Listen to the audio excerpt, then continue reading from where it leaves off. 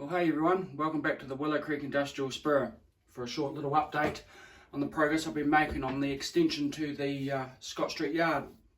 Now previously this yard was a stub-ended yard.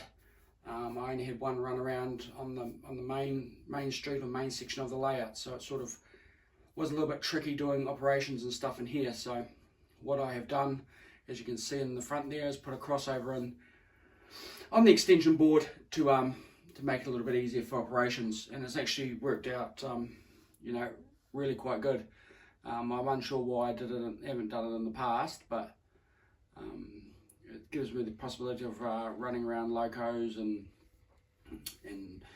different switching opportunities over here. So the points are 2 pico short radius or small radius, sorry, Insulfrog points. So I've just finished weathering up the track there with my airbrush.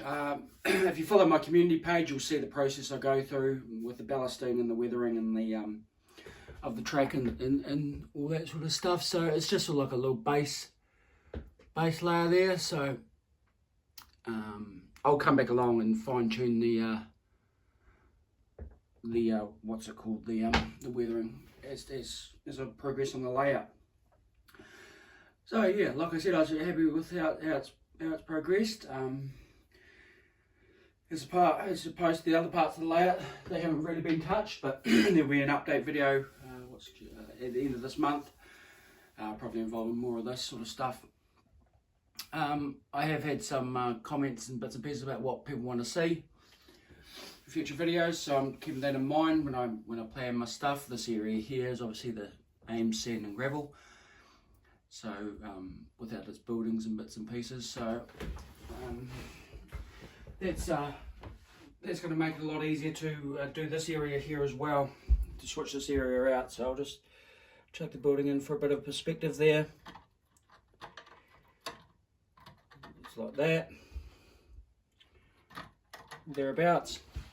And, you sort of get the idea of the different perspective and stuff. I don't know if I'll put a back seat on the end, possibly could, but the problem I have with this little module, I suppose you could call it, is it sits on the edge of my workbench, so I can't really put a back seat at the end there. But we'll see. I might be able to fashion something up, but it's been quite a process to get these points in. Points are not cheap, as you probably well know. So getting the locos and bits and pieces running, which wasn't a problem at all.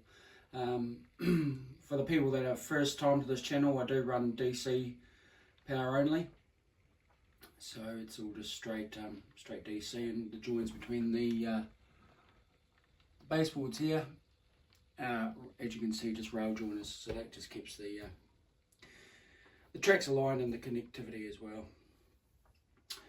So yeah, in saying that, in the future videos there'll be things on weathering. There'll be should be some scratch building stuff.